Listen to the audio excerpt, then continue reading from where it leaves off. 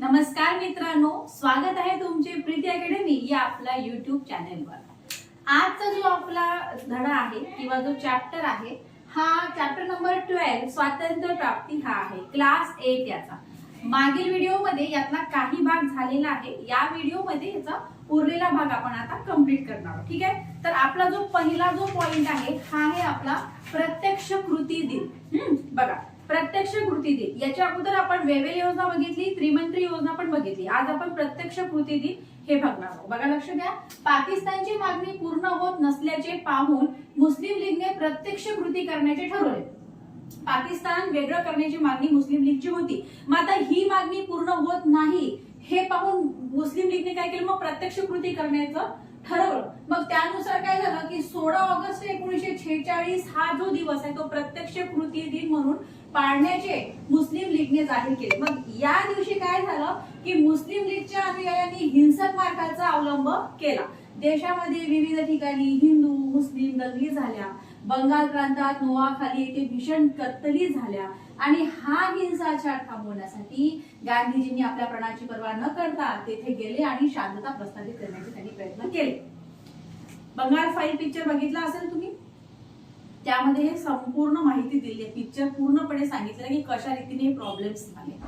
काय झालं होतं माहित आहे काय, प्रत्यक्ष कृती दिन होतं पाकिस्तान वेगळं पाकिस्तान म्हणजे पाकिस्तानची मागणी पूर्ण करण्याचा जो काही प्रस्ताव आहे तो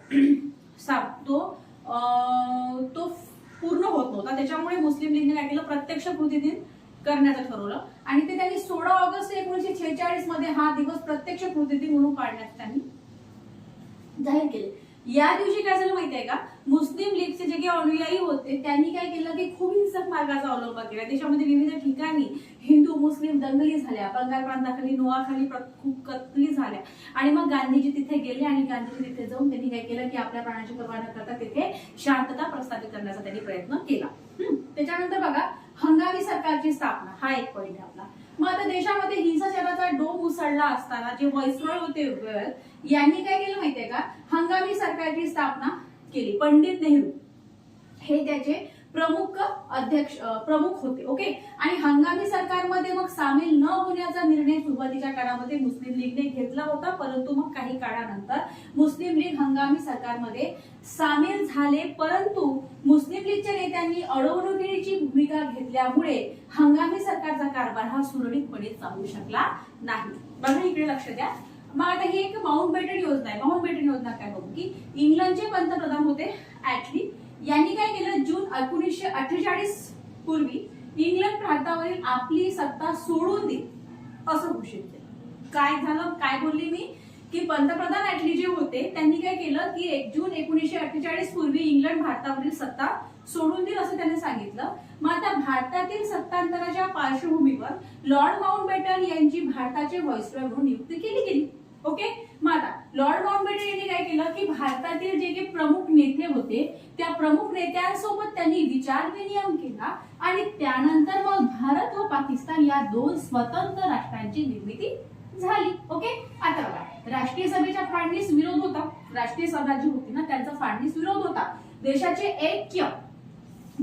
ऐक्य हा राष्ट्रीय सभेच्या भूमिकेचा मूळ आधार होता, परंतु मुस्लिम लीगने पाकिस्तानचा निर्णय घेतल्यामुळे हा ठरला आणि त्यामुळे फाळणीशिवाय दुसरा पर्यायच तिथे उरला नाही आणि राष्ट्रीय सभेने अत्यंत नाईलाजाने फाळणीच्या निर्णयाला मान्यता दिली। म्हणून तुम्ही आज बघत आहे की आज किती मोठा प्रॉब्लेम होत आहे ना, तुम्हाला सगळ्यांना माहिती आहे त्या गोष्टी।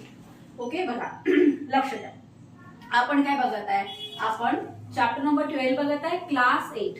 आपला धडा काय, नाव काय आपल्या धड्याचं नाव, स्वातंत्र्य प्राप्ती। यामध्ये जे 2 पॉइंट होते म्हणजे वेवेल योजना आणि त्रिमंत्री योजना, हे आपले 2 पॉइंट मागील व्हिडिओ मध्ये संपले। ठीक आहे, आपण कंप्लीट केले ते।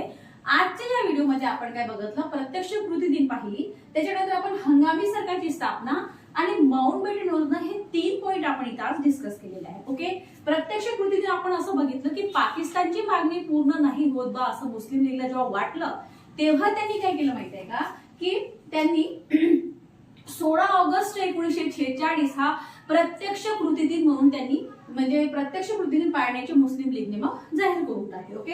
आणि या दिवशी काय झालं मग खूप जास्त त्यांनी नरसंहार केला, हिंदू मुस्लिम म्हणजे खूप जास्त कत्तली झाल्या.